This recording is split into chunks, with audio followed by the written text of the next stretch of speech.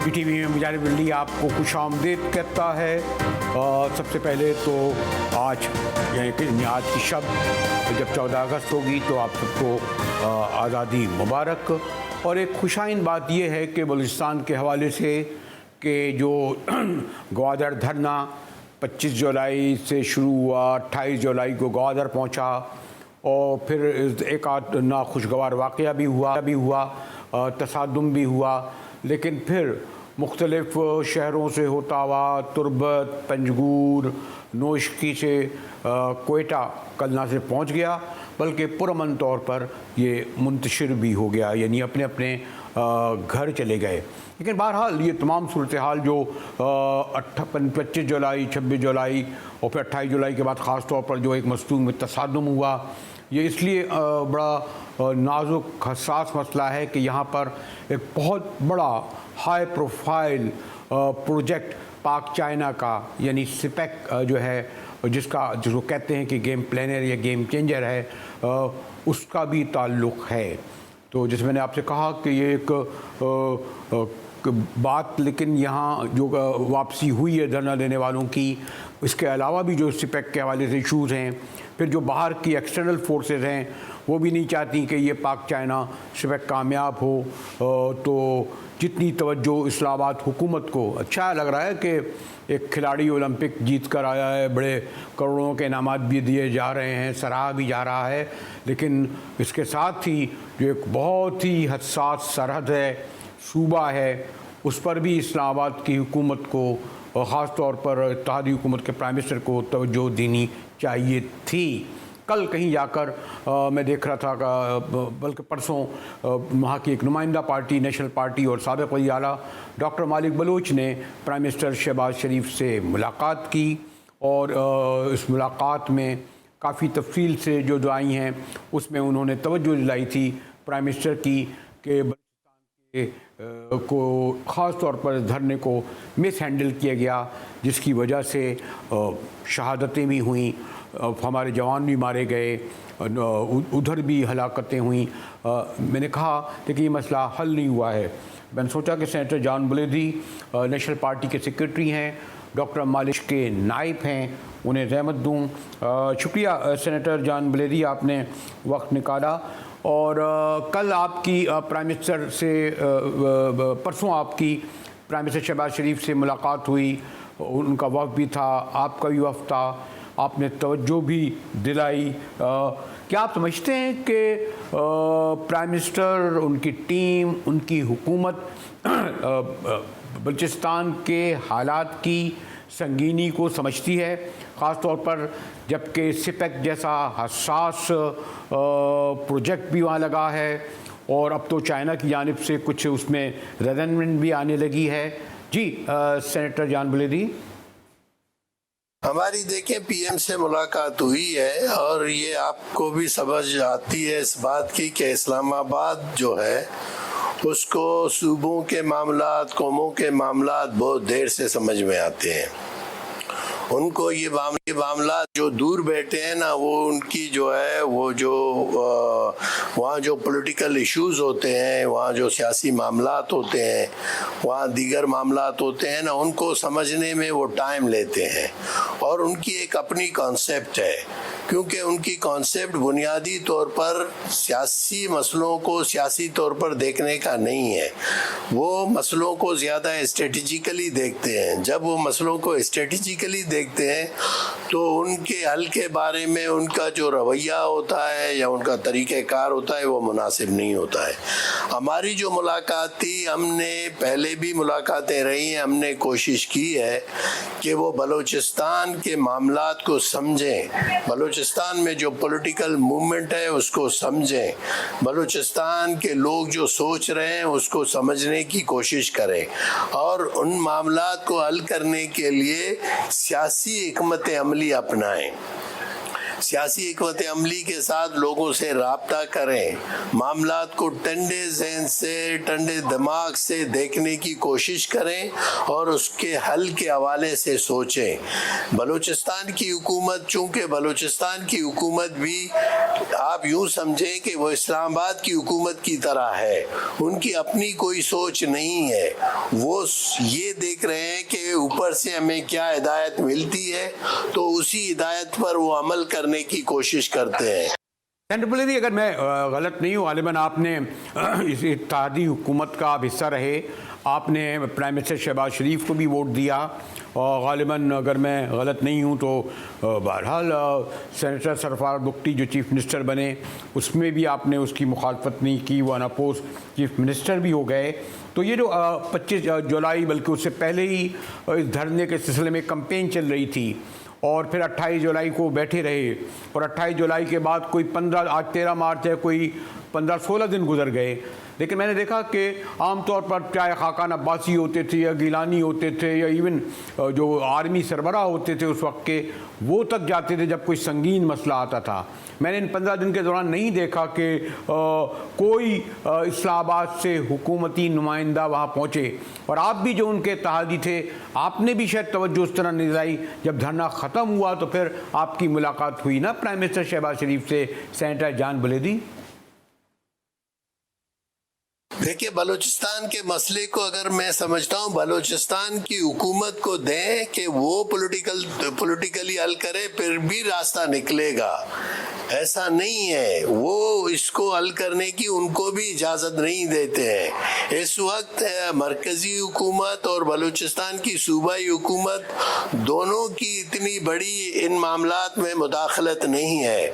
आपको ये समझना चाहिए, बलूचिस्तान को शुरू से हमने कहा है कि आप पॉलिटिकली देखें, इसीलिए देखिए 28 का जो प्रोग्राम था, 28 से पहले पूरा बलूचिस्तान बंद कर दिया गया, किसी उसकी ज़रूरत नहीं थी।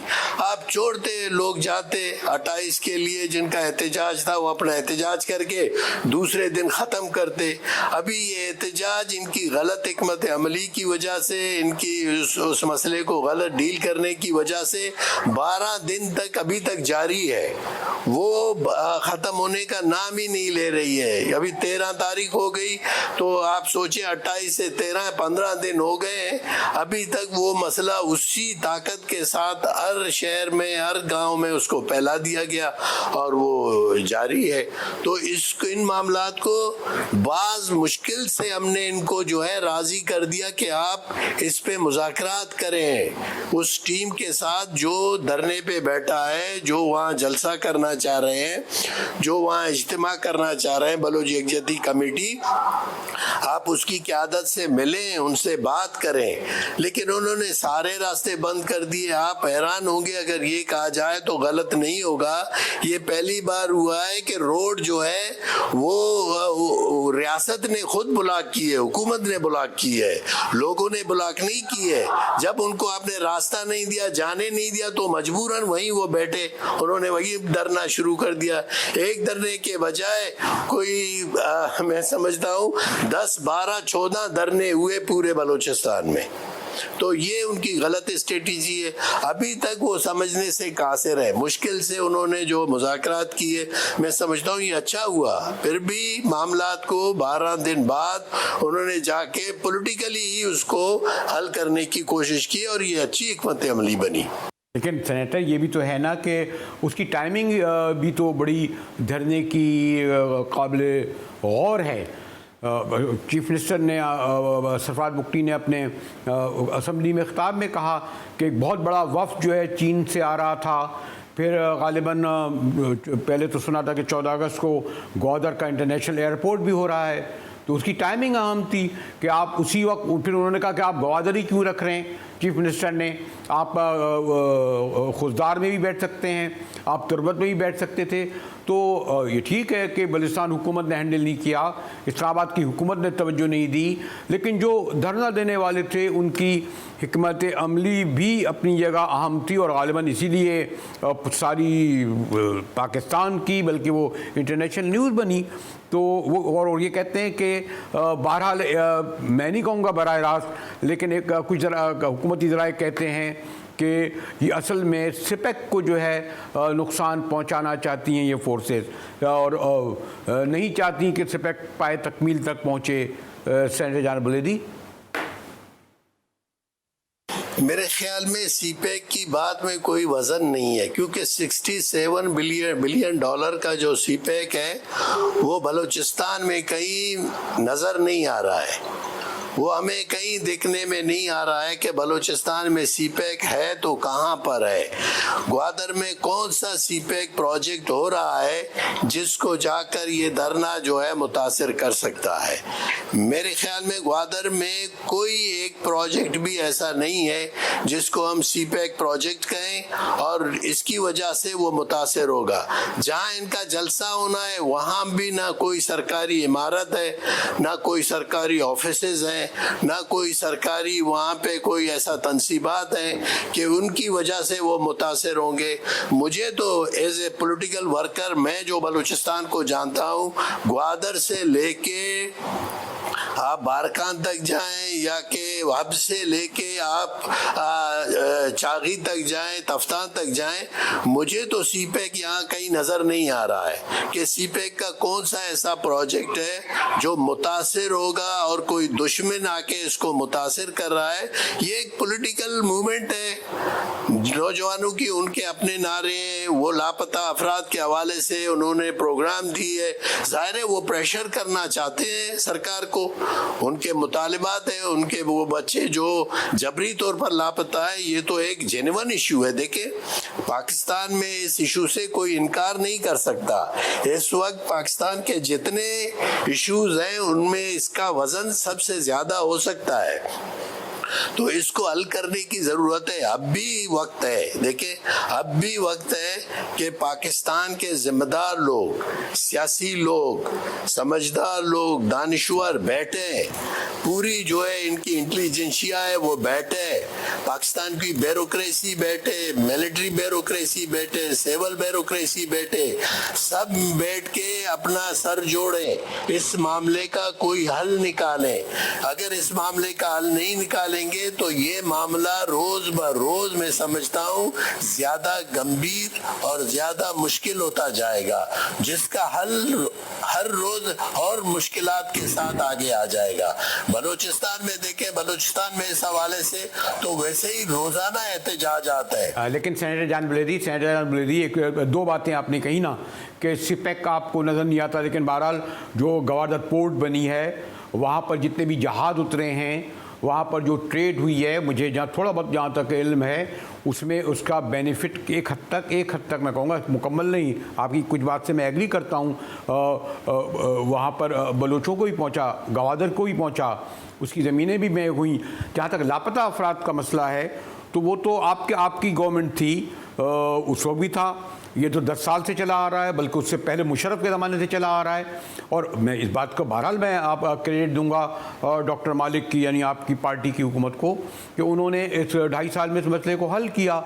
और आपकी इस बात से मैं इस हद तक इत्तफाक करता हूँ कि बलूचिस्तान में बैठी सरफराज बुगटी की हुकूमत, जो पीर पार्टी की हुकूमत कहलाती है, नज़र ही नहीं आती। खैर ये जो यहाँ तक बात भी दुरुस्त होती, लेकिन इस पूरी सूरत में आपने देखा होगा कि कुछ फोर्सेस फ़ायदा भी उठाना चाहती हैं, और वो जो बॉर्डर है उसमें आप कहाँ से लोग, किस हिसाब से लोग जो हमारे रवायती मुखालिफ या दुश्मन नज़र आ रहे हैं। सेनेटर जान बुलेदी, ये भी तो हकीकत है अपनी जगह। देखिए बलूचिस्तान में ये जो लोग इस बार लाए गए हैं या 18 में लाए गए थे या उसके बाद 24 में ज़बरदस्ती जिन लोगों को लाया गया है, बेसिकली ये जो बलूचिस्तान में इंसर्जेंसी है, जो इंसर्जेंसी हो रही है, ये इसके बुनियादी बेनिफिशरीज है। अगर बलूचिस्तान में इंसर्जेंसी के बेनिफिशरीज ही यही लोग हैं और ये नहीं चाहते हैं कि ये मामला हल हो, और सियासी मैं नहीं समझता हूँ पाकिस्तान के जो बड़े इदारे हैं, जो बड़े पॉलिटिकल लोग हैं, उन्होंने कैसे ये मामला देखे हैं। देखिए बलूचिस्तान में अवाम को जब आप वोट का हक नहीं देते तो आप सोचें तो मुश्किलात तो पैदा होंगे, और और वो लोग जो आप लाए हो जिनका आवाम से कोई ताल्लुक नहीं है, जिनका आवाम से कोई रिश्ता नहीं है, जो वहाँ के पॉलिटिकल वर्कर्स को जानते नहीं है, जिन्होंने कभी सियासी बातचीत की नहीं है, जो नहीं जानते हैं कि बलूचिस्तान में ये जो पॉलिटिकल इश्यूज है इनकी डेप्थ कितनी है, इन मामलात की जो है हल करने के लिए क्या किया जाए। इनके पास कोई हिकमत अमली नहीं है, इनके पास कोई सोच नहीं है। ये तो लोग लाए गए हैं पैसों से और ये समझते हैं ये जो पैसों से लाए गए इनका एक ही मकसद है कि वो पैसे कमाएं। इनके मामले इनके ये कभी बलूचिस्तान के इश्यूज, लोगों के मसाइल, लोगों के मामलात, समाजी मामलात, सियासी मामलात, जॉब्स के इश्यूज, एजुकेशन के इश्यूज, हेल्थ के इश्यूज, इनको इनसे कोई वास्ता नहीं है। इसीलिए तो ये नहीं जानते हैं ना, तो ये मामलात रोज ब रोज पेचीदा हो रहे हैं। उसकी बड़ी वजह ये है कि जो लोग इस वक्त बलूचिस्तान में बिठाए गए हैं, पिछली बार बिठाए गए थे बाप की शक्ल में, अभी दूसरी ऑर्गेनाइजेशनों की, इनमें कोई भी ऐसा बंदा नहीं है जो पीपल्स पार्टी का हो। हकीकत में आपको बताऊं, ये ना मुस्लिम लीग ही है ना पीपल्स पार्टी वाले हैं, ये वो लोग हैं जो इस बलूचिस्तान की जो मुश्किल सूरत हाल के बेनिफिशरी है। शुक्रिया सेनेटर जान बुलेरी, नेशनल पार्टी के सेक्रेटरी हमारे साथ थे। नेशनल पार्टी ऑफ कोयल में डॉक्टर मालिक बलोच ने 2.5 साल हुकूमत की और बड़े अच्छे तरीके से की। लापता अफराद का भी मसला था, वो तमाम सिपेक पर के हवाले से भी सूरत हाल खासी हसास थी, लेकिन उन्होंने पॉलिटिकली उसको हैंडल किया। मेरा ख़ास ताल्लुक़ भी है सरदार मुफ्ती साहब वज़ीर आला कितने बेबस क्यों नज़र आते हैं, लेकिन उससे ज़्यादा मोरद इल्ज़ाम बहरहाल इस्लामाबाद की हुकूमत को ठहराया जाएगा। जैसे मैंने कहा कि वक्ती तौर पर कि वो चले तो गए हैं लेकिन इशू अपनी जगह मौजूद है। जो धरना गवादर का दिया गया, पूरे सूबे में घूमा, कोई तकरीबन 17 दिन चलता रहा, लेकिन शरीफ हुकूमत का एक नुमाइंदा, एक वज़ीर गालिबन एहसन इकबाल साहब जो सिपेक के नफ्स नातुका कहते हैं बने हुए हैं, उन्होंने भी जहमत नहीं की कि वो जाके बात करते। और ये वक्त अभी भी है शरीफ हुकूमत उनके इत्तेहादियों के लिए कि वो इस बलूचिस्तान के हसास संगीन मसले को इसलिए हल करें कि वहाँ पर चाइना ने बहुत बड़ा इन्वेस्टमेंट किया है, जो सबसे बड़ा ख़तरा हमारे उन रवायती मुखालफिन के लिए भी है। हमारे साथ रहिएगा, ब्रेक के बाद आएंगे तो गुफ्तगू करेंगे कि बहरहाल जुडिशरी में एक क्राइसिस आया हुआ है, अदालती बहरान है और इत्तेहादी शरीफ हुकूमत पीपल्स पार्टी अदलिया पर हमलावर है। कहते हैं आइन की तशरीह हम करेंगे और सुप्रीम कोर्ट को मानना पड़ेगा। बात करेंगे ब्रेक के बाद, हमारे साथ रहिएगा।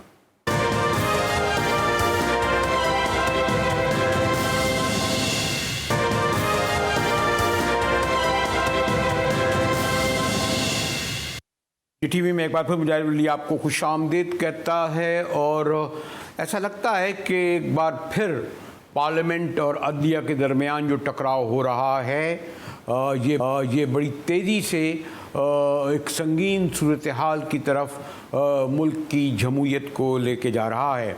वैसे तो कोई नई बात नहीं, सियासी पार्टियां जो हैं जो पार्लियामान से बाहर पार्लियामेंट के मुखालिफ होती हैं, पार्लियामान में अंदर बैठी पार्टियां अदलिया के ख़िलाफ़ होती हैं, फिर इनकी लड़ाई बहरहाल एक एस्टेब्लिशमेंट से होती है। लेकिन इस वक्त की सूरत हाल ये है कि खुलकर पीपल्स पार्टी और शरीफ हुकूमत के इत्तेहादी हमला आवर नज़र आते हैं आला अदलिया पर, और उनका कहना यह है कि आइन की तशरीह का हक़ सिर्फ पार्लियामान को है, जबकि सुप्रीम कोर्ट के सीनियर जज और ख़ास तौर पर जस्टिस मंसूर शाह 2 माह बाद जो चीफ जस्टिस होने जा रहे हैं, अभी जो हालिया एक तकरीब में उन्होंने बड़े दो टोक अल्फाज में कहा कि अदलिया के हुकूक पर पर कोई डाका नहीं डाल सकता। हमारे साथ इससे पहले कि मैं गुफ्तगू करूं अपने मेहमान मोहतरम हसन रज़ा पाशा साहब से जो पाकिस्तान बार काउंसिल के वाइस चेयरमैन रहे। देखिए कि पार्लियामेंट में पीपल्स पार्टी के बिलावल भुट्टो जरदारी का फरमाना था कि एक इदारा, जी हाँ उन्हें एक इदारा याद रहा कि पार्लियामेंट पर बार बार हमले कर रहा है, बार बार मदाखलत कर रहा है।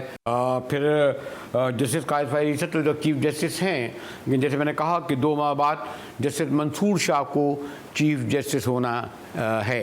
कहा जाता है कि जजेस अपने फ़ैसलों में बोलते हैं, लेकिन बहरहाल रवायत हो गई है कि कादी फ़ाइज़ ईसद साहब भी तकारीब में तकरीरें करते हैं और जस्टिस मंसूर शाह ने भी उससे एक दिन पहले जो बिलावल साहब फरमा रहे थे पार्लियामान में, या फिर राना सल्लल्लाहु ने जो जवाब दिया अब तकरीर में ख़ास तौर पर इस बात का जिक्र किया कि सुप्रीम कोर्ट के फैसलों पर भी कानून के तहत पाबंदी करना पड़ेगी।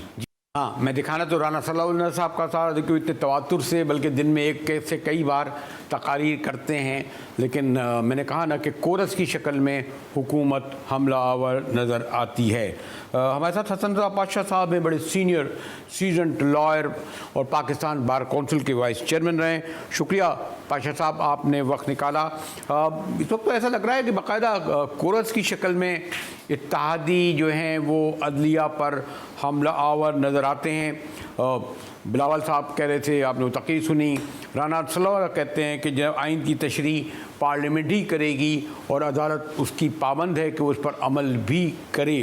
तो ये जो एक टकराव है पार्लियामान का और अदलिया का, आप देख रहे हैं एक बड़ी ख़तरनाक सिमत में जा रहा है। कहीं कोई एक्सीडेंट ना हो जाए पातशाह साहब? जी, बिस्मिल्लाहिर्रहमानिर्रहीम। देखिए, बातें तो दोनों अतराफ से जो की गई हैं वो बिल्कुल सही हैं। मसलन राना साहब ने ये दुरुस्त फरमाया कि पार्लियामान ने ही कानून भी बनाना है, आइन में अमेंडमेंट भी करनी है और अदालतें उस कानून और आइन के ज़ाब्तों की पाबंद हैं। दूसरी तरफ जो lordship mister justice Mansoor Ali Shah साहब ने भी फरमाया कि अदालतों के फैसलों को मानना पड़ेगा, और अगर ये सिस्टम मौजूद है तो इसमें तो मानना पड़ेगा, अगर कोई और सिस्टम है तो फिर आपकी मर्जी। तो ये चीज़ भी अपनी जगह पे दुरुस्त फरमाई है, क्योंकि आर्टिकल 189 और 190 ऑफ द कॉन्स्टिट्यूशन, उसके तहत तमाम इदारे और अफराद पाबंद हैं इस बात के कि सुप्रीम कोर्ट ऑफ पाकिस्तान की जो भी जजमेंट, ऑर्डर या डायरेक्शन है उसको, उसकी इम्प्लीमेंटेशन करें और उसको तस्लीम करें। लेकिन पातशाह साहब, ये तो मुझे लग रहा है जो राना सनाउल्लाह साहब का लहजा वो तो बड़ा मशहूर है, मैं बड़ा करीब से जानता हूँ, कोई भी इशू हो मुखालफिन के लिए। लेकिन बिलावल भुट्टो ज़रदारी साहब एक बड़ी ज़िम्मेदार पार्टी के चेयरमैन हैं। उनकी जो पार्लियामान में तकरीर थी, उन्होंने मतलब अच्छे अल्फाज में नहीं, बल्कि वो लगता है कि वो उनके जो रिमार्क्स थे कि जनाब डैम के लिए चंदा मांगते हैं, हद तक कि उन्होंने ये भी कहा कि जी वो टमाटर और समोसे की कीमतें भी तय करते हैं। ये तो बड़ा सरकास्टिक, ह्यूमिलेटिंग तो लफ्ज़ इस्तेमाल नहीं करना, लेकिन तज़हीक आमेज़ रिमार्क्स लगते हैं चेयरमैन बिलावल भुट्टो ज़रदारी के। पातशाह साहब, देखिए, बात ये भी अपनी जगह पे दुरुस्त है। आप इस चीज को, बरेलवी साहब आप हमसे सीनियर हैं माशाल्लाह, बड़ा आपका एक्सपीरियंस है। कौन सा ऐसा मार्शल लॉ है, कौन सा ऐसा आमर है जिसको पाकिस्तान की आला तरीन अदलिया ने वैलिडेट नहीं किया? एक आमर 6 महीने के लिए आइन में अमेंडमेंट करने का इख्तियार मांगने गया, इन्होंने 3 साल दे दिया। एक आमर ने इलेक्टेड वज़ीर आज़म को फांसी लगवा दी, और आज जाके इतने अरसे के बाद ये चीज़ सामने आई कि वो गलत हो गया था। माज़रत के साथ पातशाह साहब, अगर आप ये कहेंगे कि अदलिया ने कौन कौन से मार्शल लॉ को इंडोर्स नहीं किया या पार्लियामान के ख़त्म करने के इक़दाम को वक्त नहीं दिया, तो आपकी सियासी पार्टियों का क्या किरदार है? जब भुट्टो साहब की पार्टी को बैंड किया गया, भुट्टो साहब को फांसी दी गई, तो एक आप उनके मुखालफिन ने मिठाइयाँ तकसीम नहीं करी। जब शरीफ हुकूमत को ख़त्म किया गया पहली बार, तो बड़े एहतराम है मेरा, शहीद मोहतरमा बेनज़ीर भुट्टो और बाबाए जमहूरियत नवाब नसरुल्लाह खान ने तालियां बजाकर उसका इस्तकबाल नहीं किया? क्या अभी जब शरीफ दूसरी बार निकाले गए, फिर सियासी जमातों ने उस पर उसको खैर मकदम नहीं किया? तो सियासी पार्टियां जब एक दूसरे के गिराने पर तालियां बजाएंगी, मिठाइयां बांटेंगी, तो फिर इदारे तो आएंगे ना बीच में, जिसका आप जिक्र कर रहे थे मोहतरम पातशाह साहब। देखिए, ये तो हर वक्त खुद सुपुर्दगी के आलम में होते हैं और एस्टेब्लिशमेंट की तरफ देख रहे होते हैं कि एस्टेब्लिशमेंट कब इनको गले लगाएगी और अपनी गोद में बैठेगी। तो ये तो हार्ड रियलिटीज हैं। मैं इसीलिए ये कह रहा हूं कि कौन सा ऐसा शख्स, कौन सी ऐसी जमात जो आइंदा आने वाले इलेक्शंस में इनकार करेगी कि मुझे ऐसी हुकूमत नहीं चाहिए जैसी हुकूमत आज जनाब शहबाज शरीफ साहब को मिली है या इमरान खान साहब को मिली है। काश के कोई इनमें इनकार करने वाला होता, और अभी भी इनकार करने वाले कोई नहीं है बरेलवी साहब। अभी हर एक की नजरें एस्टेब्लिशमेंट की तरफ है, जिसके सर पे वो हाथ रखेंगे हुमा उसके सर बैठेगा। ठीक है, आप जो कहते हैं पाशा साहब, आपका मतलब ये कि हुकूमत या जो आपके हमारे बड़े मोतबर मोअज़्ज़ज़ पॉलिटिशियन या प्राइम मिनिस्टर या उनके इत्तेहादी, और ख्वाजा साहब तो आपने जिक्र किया, राना साहब का भी, कि आइन की तशरीह पार्लियामान करेगी। कैसी पार्लियामेंट? पार्लियामान के भी तो कुछ उसूल होते हैं। आपने देखा नहीं कि सेनेट में जो है एक दिन में 52 बिल पास किए गए हैं। पार्लियामान भी तो एक तरीका होता था कि कोई बिल आता था, अव्वल तो जब पार्लियामान चल रही हो ऑर्डिनेंस नहीं आते थे, अब तो पार्लियामान के होते हुए ऑर्डिनेंस आते हैं। वो ऑर्डिनेंस जो है वो एक कायमा कमेटी में रखे जाते हैं, कायमा कमेटी पास करके फिर भेजती है सेनेट में। यहाँ तो बरारात सेनेट से पास कराया गया जनाब। तो आप कहते हैं कि जी हम इस पार्लियामान को जो ऐसे गैर आइनी गैर कानूनी काम कर दे उसके वो नाउज़ु बिल्लाह हदीस समझ के कबूल कर लें हम। असल में बरेलवी साहब जिसकी जो इख्तियारात हैं और ड्यूटीज़ हैं, उसके अलावा बाकी वो सारे काम करते हैं। अभी भी हमारी पार्लियामान गलियों नालियों और सड़कें पक्की करवाने के काम करवाती है, और जो लेजिस्लेशन है असल काम करने वाला, जो कि अगर आइन में अमेंडमेंट करनी है तो 30 सेकंड में हो जाती है, कोई कानून पास करना है तो 1 मिनट में हो जाता है। बिल्कुल ये बात आपकी दुरुस्त है। बहुत सारे केसेस, बहुत सारे जो एक्ट हैं उनको कायमा कमेटी के सुपुर्द किए बगैर पार्लियामान ने डायरेक्टली पास कराया। और ये अनफॉर्चुनेटली अगर आप पीडीएम की हुकूमत की मिसाल दे रहे हैं तो इससे पहले भी जो पार्लियामान थी उसकी भी यही मिसालें हैं। 60-62 कवानीन तो एक दिन में हमने पीटीआई के दौर में भी पास होते देखे। एक तो खैर काश हो जो आपने कहा कि ये कम से कम नालियाँ वगैरह ही अगर साफ़ कर देते सड़कें पार्लियामान अरकान, तो कम से कम यही भला हो जाता लोगों का। लेकिन ये काम भी नहीं करते, बल्कि वो जो उनको फ़ंड मिलते हैं खुसूसी पता नहीं कहाँ खर्च होते हैं 20-20 करोड़ के हर साल। दूसरे आप बहरहाल जो आइन का आप मुशदारा जानते हैं माज़रत के साथ पाशा साहब, आइन का पहला यानी अल्लाह ताला की बालादस्ती के बाद यह है कि फ़र्द की आज़ादी। आइन इस बात का पाबंद बनाता है कि फ़र्द की, एक पाकिस्तानी की आज़ादी सबसे ज़्यादा मोतबर है। और आप यही पार्लियामान ऐसे आइन में तब्दीलियाँ लाती है, कानून पास करती है जिसमें फ़र्द की आज़ादी को सल्ब किया जाता है। मसलन जैसे पहले कानून था कि आपको कम से कम जो है वो 15 दिन के अंदर जो है अगर आप किसी को गिरफ्तार करते हैं, नज़रबंद करते हैं, तो आपको अदालत में पेश करना पड़ता था। आप 15 दिन की जगह 90 दिन ले आते हैं। आप फिर ये कहाँ जगह, फिर आप कैसे कहेंगे कि आइन की तशरीह का हक़ हम इन लोगों को दे दें जो फ़र्द की आज़ादी को सल्ब कर रहे हैं? पाशा साहब, साथ ही ये आइन जो है वो बुनियादी हकूक़ की तर्जमानी भी करता है, और ये जो बुनियादी हकूक़ हैं आइन में दिए गए हैं, अदालतें उसको प्रोटेक्ट करने की पाबंद हैं। मसला सिर्फ ये है, मैं पहले अर्ज कर चुका हूँ बरेलवी साहब, कि जब हर इदारा अपने इख्तियार से तजावज़ करेगा, एक स्टेप या 2 स्टेप आगे जाएगा, जिसकी हदूद में जाएगा, जिसकी डोमेन में जाएगा, वो इरिटेट होगा, रिएक्ट करेगा, जो कि इस वक्त सूरत हाल बनी हुई है। आप पीछे चले जाएं, 63A का जो मैटर था पंजाब असेंबली वाला, उसमें बिल्कुल मैं बड़े ओपन और क्लियर बात कर रहा हूँ कि उसमें री राइटिंग ऑफ द कॉन्स्टिट्यूशन हुई है। अदम एतमाद का आइन में जिक्र है, आर्टिकल 95 मौजूद है, और उनका आपने वोट भी नहीं गिना और उनको आपने सजा दे दी। इट अमाउंट्स टू बी री राइटिंग ऑफ कॉन्स्टिट्यूशन। अभी भी इस जज में 1-2 पहलू ऐसे हैं जिसमें री राइटिंग ऑफ द कॉन्स्टिट्यूशन के जुमरे में आ रहा है। और मैं समझता हूं कि सुप्रीम कोर्ट ऑफ पाकिस्तान को अपना जो मुअज़्ज़ज़ 8 मेंबर्स जो बेंच है जिन्होंने अक्सरियती फैसला किया है, उनको चाहिए कि वो अपनी जजमेंट को फौरी तौर पे अनाउंस करें। पाशा साहब, आप बड़े पाए के वकील हैं, बल्कि आइन पर एक अथॉरिटी रखते हैं। मैं तो एक तालिबाना सवाल आपसे करके अपनी मालूमात में और नाज़रीन तक ये जो टकराव है इसका पस मंज़र और महरक़ात बताना चाह रहा था ब्रेक के बाद आएंगे तो बहरहाल हम हैं तो पाकिस्तान है, इस पर गुफ्तगू करेंगे ब्रेक के बाद।